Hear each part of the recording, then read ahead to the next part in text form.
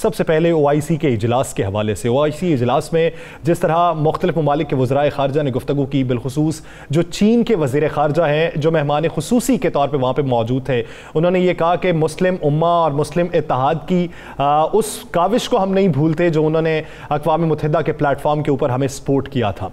क्या समझते हैं कौन सी समत का तयन हो चुका है और ये ब्लॉक जो है ये आने वाले दिनों में टफ टाइम क्या दीगर बैनुल अक़वामी कुव्वतों को दे सकता है?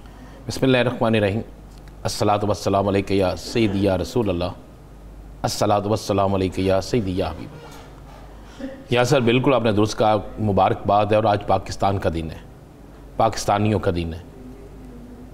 हम ये कह सकते हैं कि वो तमाम कुव्वतें, वो गैर मुल्की एजेंडे पे काम करने वाले, या वो लोग जो कहते थे कि पाकिस्तान तन्हा रह गया है, आज ये साबित हो गया कि पाकिस्तान तन्हा नहीं है, बल्कि पाकिस्तान ने पाकिस्तान के दुश्मनों को तन्हा कर दिया। या सर पाकिस्तान के अंदर जितनी बड़ी तादाद में जितने ममालिक के वज़राए ख़ारजा आए, मुबस्सरीन आए, और उसके बाद आज वज़ीर आज़म पाकिस्तान की तकरीर, एक मुस्लिम ब्लॉक बुलाने का ऐलान, और उसके साथ चाइना जैसी सुपर पावर का इकरार करना, तो ये एक बात तो बड़ी क्लियर है सर। वज़ीर आज़म अपनी नशिस्त बचा सकते हैं या नहीं, यानी अपनी वज़ीर आज़मशिप बचा सकते हैं या नहीं बचा सकते, वो उनकी अपनी वज़ीर आज़मशिप बचती है या नहीं बचती, मगर उन्होंने उम्मत मुसलमा को एक आने वाले बड़े बहरान से आगाह भी कर दिया और बचा भी लिया, और ये एक बहुत बड़ा क्रेडिट है। देखिए आज का दिन अगर आप देखें तो ज़रा आप इंटरनेशनल मीडिया उठा के देखें ना ज़रा, इंटरनेशनल मीडिया के अंदर इस कॉन्फ्रेंस को, OIC के इजलास को के हवाले से 2 दिन से क्या चल रहा था, भारत के अंदर क्या चल रहा था, इसराइली मीडिया पे क्या चल रहा था, अमेरिकी चैनल्स पे क्या चल रहा था, बरतानिया के चैनल्स पे क्या चल रहा था, मतलब पूरी दुनिया के आप चैनल्स उठा के देखें चल क्या रहा था। कोई ये सोच नहीं सकता था कि ऐसा ऐलान मुतवक्के होगा।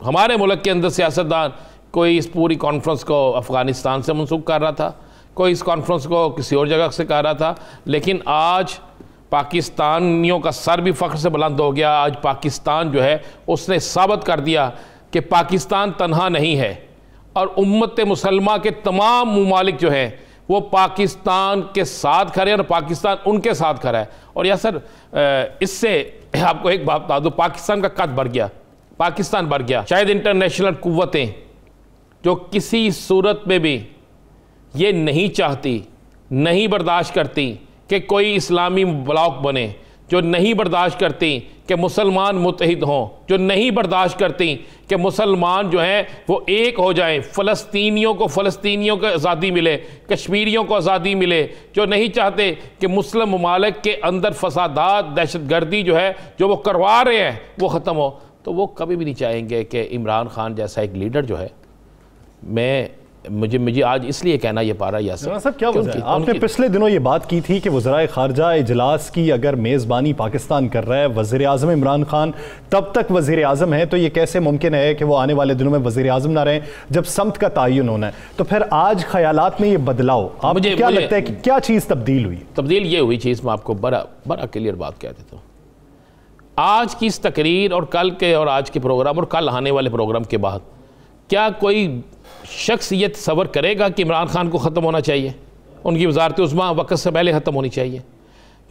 वो सिर्फ पाकिस्तान के लिए नहीं, वो आलम इस्लाम के लिए भी एक है ना, वो तमाम मुस्लिम वाले को इकट्ठा करने के लिए भी है ना, वो इस्लामी फोबिया जो है उसके हवाले से भी तो है ना, ये बहुत सी चीज़ों के लिए अब इमरान खान है।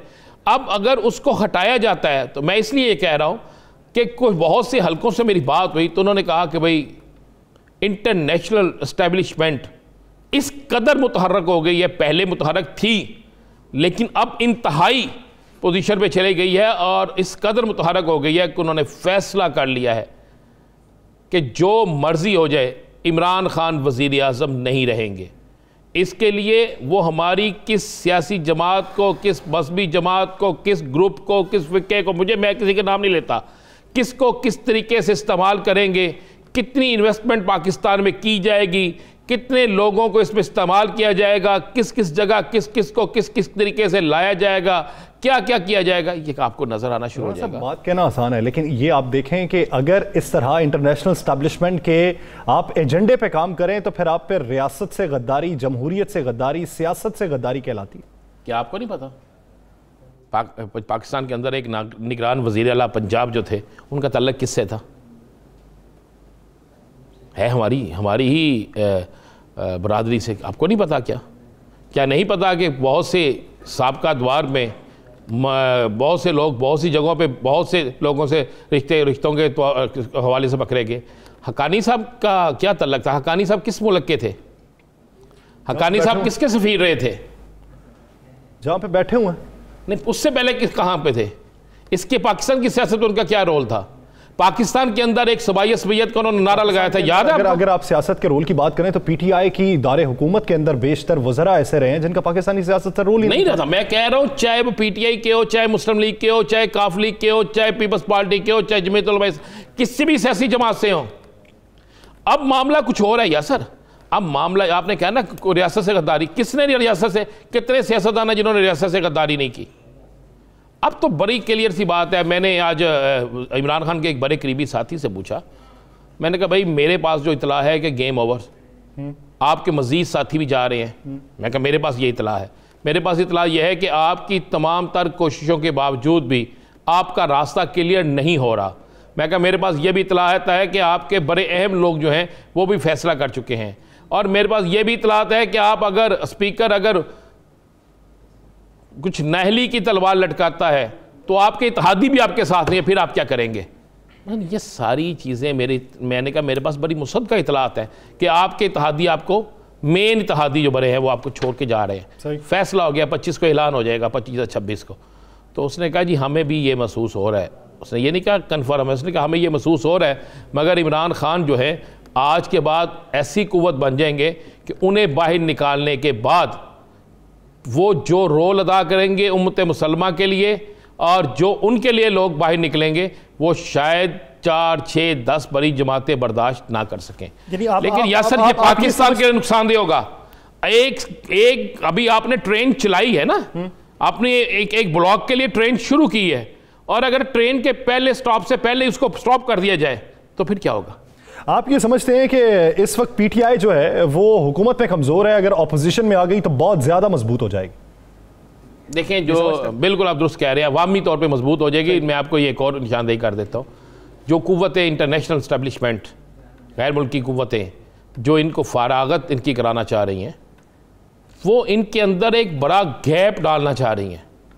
तो इनके अच्छे खासे मसलन ये इनको अवामी तौर पर तो शायद वो कुछ ना कर सके, लेकिन पॉलिटिकल तौर पर इतना डैमेज कर देंगे कि इनकी अक्सरियत इनके साथ नहीं होगी अरकान असेंबली की।